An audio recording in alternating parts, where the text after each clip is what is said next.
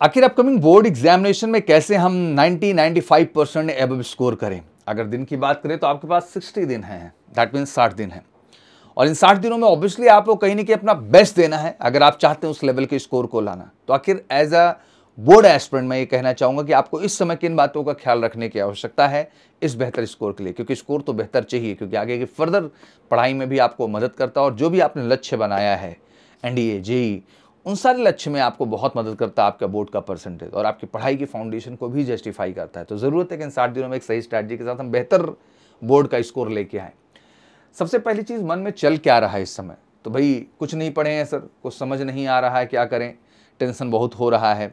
11th भी rest year की तरह निकला, 12th में भी उतना फोकस नहीं हो पाए, यहाँ वहाँ भटकते रहे। नींद भी बहुत आती है क्योंकि ठंडी का टाइम है, तो जितना सो लें भाई। तबीयत भी ठंडा गर्म की वजह से गड़बड़ रह रही है सर, टाइम बहुत कम है, कैसे हो पाएगा, अभी तक मेरा कोई भी सब्जेक्ट पूरा नहीं हुआ है, पढ़ते हैं भूल जाते हैं, तरह तरह के विचार इस समय मन में चल रहे होंगे।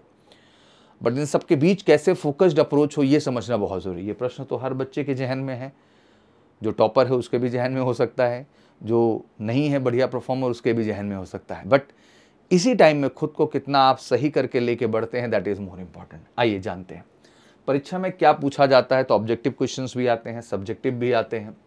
आपके 5 विषय हैं, मतलब ऑब्वियसली 5 विषय हैं, 5 तरह का माइंडसेट चाहिए, 5 तरह के एफर्ट्स रिक्वायर्ड हैं।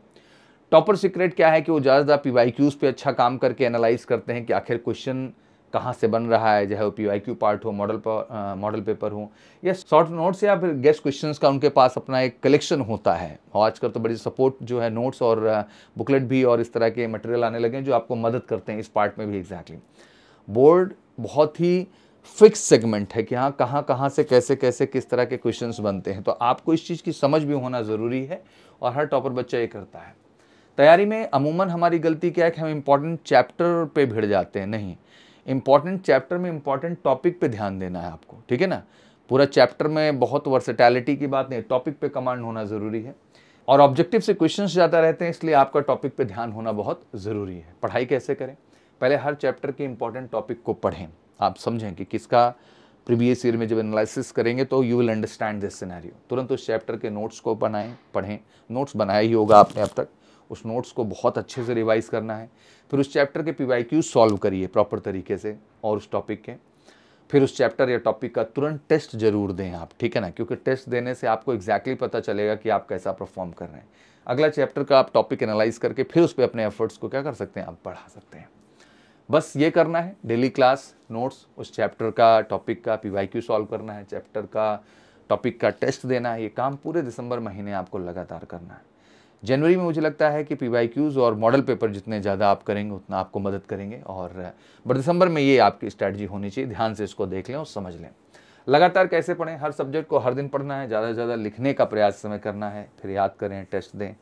फिर जब थोड़ा थक जाएं तो थोड़ा सा आराम भी कर लें, ऐसा नहीं कि जान दे देना। इन 2 महीनों में एक डिसिप्लिन लाइफ रूटीन लेके चलें और हर चीज़ में एक बैलेंस बना के अपना एफर्ट दें, और ये आप ही कर सकते हैं, आपकी जगह कोई और नहीं करने आएगा। तो सेल्फ बिलीव के साथ डेली हर सब्जेक्ट को ध्यान देते हुए पढ़ें। याद क्या रखना है कि रेगुलर अपनी जो क्लासेस हैं उनको ध्यान दीजिए इस समय लास्ट मोमेंट पे। राइटिंग स्किल्स बहुत बेहतर करिए, जितना सुधार सकते हैं आप। रीडिंग हैबिट इंक्रीज कर दीजिए, जितना आप पढ़ेंगे उतना आपके जहन में चीज़ें आएंगे। देखो सारा गेम रिकॉल वैल्यू का होता है जब आप एग्जाम में बैठते हैं। हमारा प्रॉब्लम क्या होता है कि हम बहुत सारी चीज़ों से अनटच रह जाते हैं। नहीं, आपको हर चीज़ से टच रखना है, हर चीज़ पे पकड़ बनानी है, और उसके बाद जो है उससे रिलेटेड जो है चीज़ें आपके एक सबकॉन्शियस माइंड में सेव होगी। जब आप एग्ज़ाम में जाएंगे तो कहीं ना कहीं वो रिकॉल होना स्टार्ट हो जाएंगे। बट अगर आप चीज़ों को देखेंगे नहीं, एनालाइज नहीं करेंगे पीवाईक्यूज़ के आधार पे कि हाँ क्या आता है, कहाँ से आता है, कैसे आता है, तो आपके दिमाग में होगा ही क्या। जब होगा ही नहीं कुछ तो आएगा कहाँ से एग्ज़ाम में। तो बहुत ज़रूरी है कि आप ज़्यादा से ज़्यादा रीडिंग करें, टेस्ट दें, रिवीजन करें, आपको बहुत मदद करते हैं। और हैंड राइटिंग पे सबसे ज़्यादा ध्यान दें, क्योंकि बोर्ड एग्ज़ाम है तो वो बहुत अहम रोल अदा करता है। बाकी इस टाइम पे इस चैनल पे स्पेशली जिस पे आप एमकेसी कैंडिडेट फाउंडेशन चैनल पे वीडियो देख रहे हैं, प्लीज़ टाइम मिले तो शेयर जरूर कर दीजिएगा, बिकॉज बहुत सारे बच्चे हैं इस समय उनको इस तरह के मोटिवेशन की ज़रूरत है। और लगातार मैथ, फिजिक्स और केमिस्ट्री की क्लासेस हम बोर्ड की स्पेशल यहाँ चला रहे हैं। अब previous year question special session भी हम चलाएंगे, मैथ का, फिजिक्स का, केमिस्ट्री का, तीनों ही धुरंधर टीचर हैं। तो प्लीज़ जुड़िए, एक बार पढ़िए अच्छे से और वीडियोज़ को ज़बरदस्त तरीके से शेयर करिए। Thank you so much, wish you good luck. जय हिंद, जय भारत।